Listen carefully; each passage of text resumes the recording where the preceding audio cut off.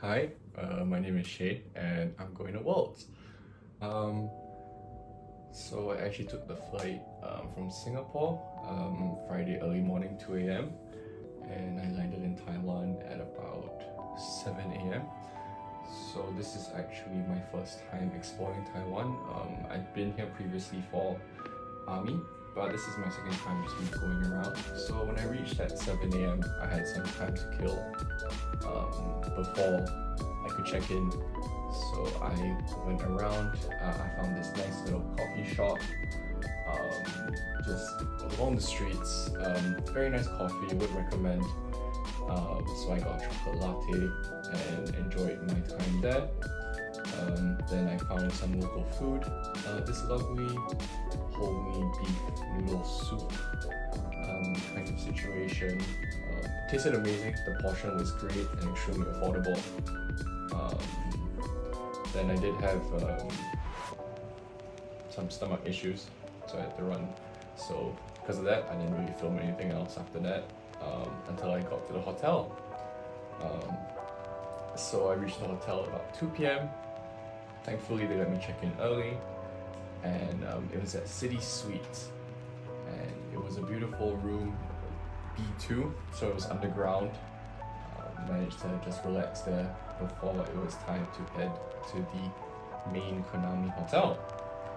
Um, so as I was walking there, I didn't really get to record anything because I actually got stuck in a really heavy rainstorm. So I had to brave through that. Thankfully, my deck didn't get wet, even though some of the contents in my bag did get wet. Thankfully, it was just the clothes. The cards were fine. And yeah, so we reached there. Then we had to basically submit our deck lists and re-sleeve our decks to the World Championship sleeves. As you can see, they're all the sleeves. So unfortunately, the quality control wasn't great. So as we were sleeving them up, I constantly had to ask for new ones because some of them were damaged or they looked like they had some form of mark on them or something was a bit off. So the quality control wasn't great, but this is when it kind of felt surreal. After that, we did quick interviews and we had to wait quite a bit.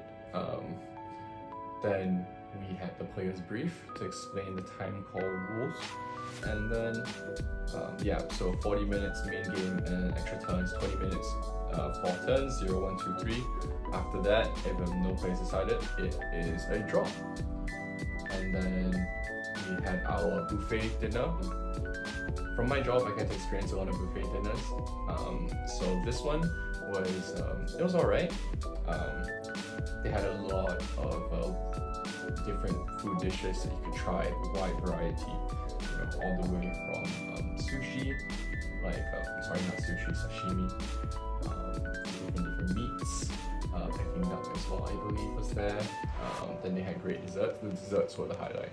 And then so I got to kind of talk to some of the players a little bit, but I was mostly quiet because I've been awake for 20 hours or so. So I was exhausted. So after the dinner was done, I quickly rushed back to sleep. And that was the end of day one. Then we get to day two. I walked half an hour to reach the what I call the Konami Hotel. It was actually Illume. So there we had to report at 8 a.m. to catch the bus to the venue. So the venue was actually Syntex, I believe. It is a very large kind of mega mall slash tech innovation building, and there was definitely offices there as well. So once we arrived, the venue itself was pretty crazy because it was just a floor that was full of Yu-Gi-Oh posters, full of tables. The main room had tables for the side events, which was for the Yummy Mat, and then we had a quick brief there. Konami representative gave a speech, and then it was time to play. So we were actually playing in this side section behind the wall, away from the other players, where it was just like an exclusive area for us. And the previous day we actually had to forfeit our decks. So essentially at this point, we were not allowed to bring our decks away from the tables.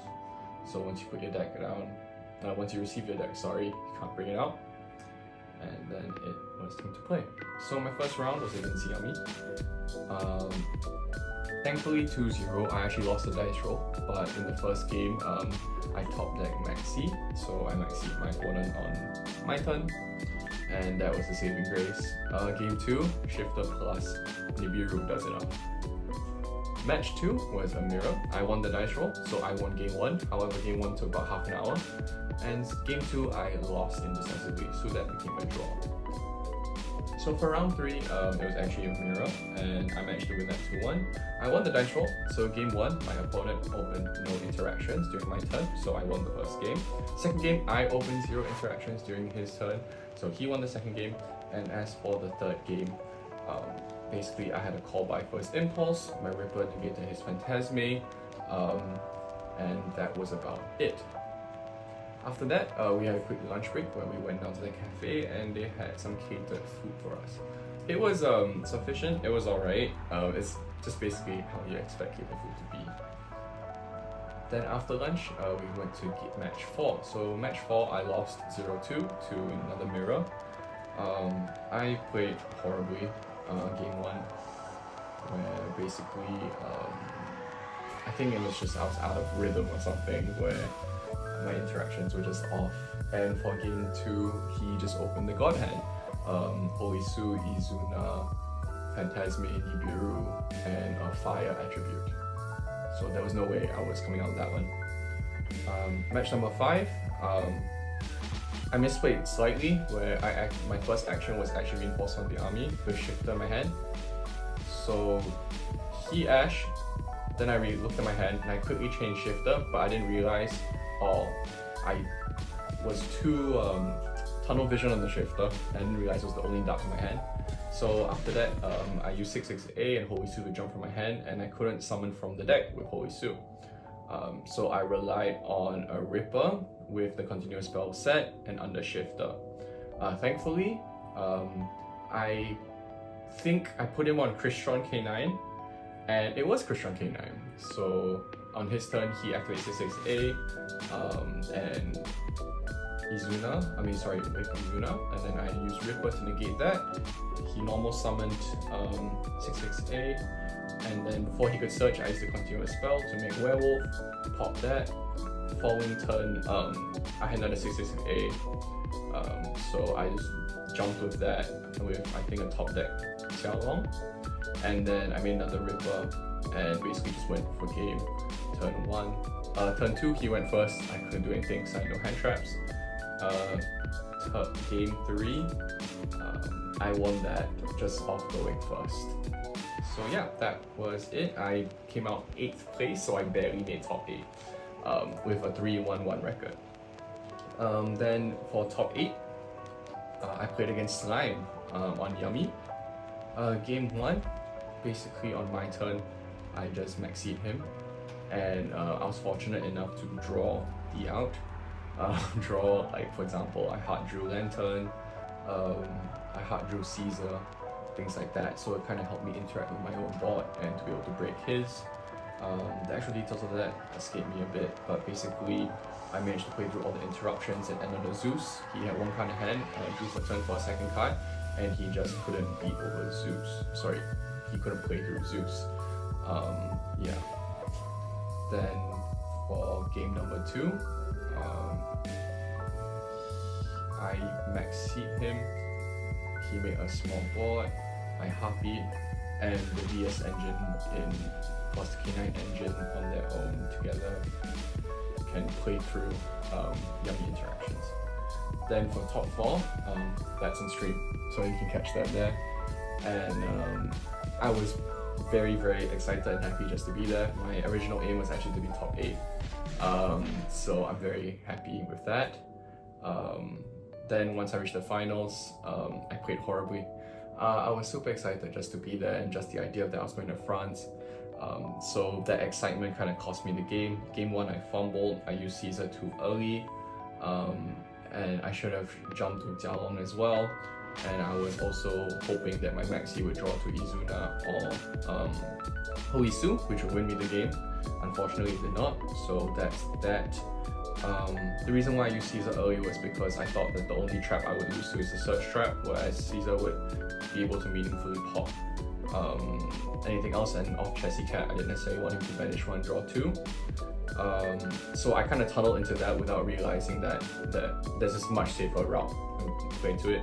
But I also felt safe with the Maxi, but turns out that that was a huge error. That's also why I activated the trap early to destroy his field. Did not necessarily remember or think about impulse negating that, so that's my mistake.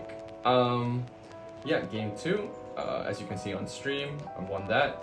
Game 3, so yeah, I lost the Gozen match, but not really. I actually realized that my sequencing was a bit wrong. I should have recognized that that unknown card could have been a floodgate, and there were particular ways to play around it. The only card I would really lose to is Rivalry, but if it was Gozen, and it was Gozen, I should have played it differently. Yeah. And yeah, so that's about it. After that, I just went to check out Rauha at night market. Just taking in all the excitement and the awe, and I was still in disbelief, like everything felt very surreal.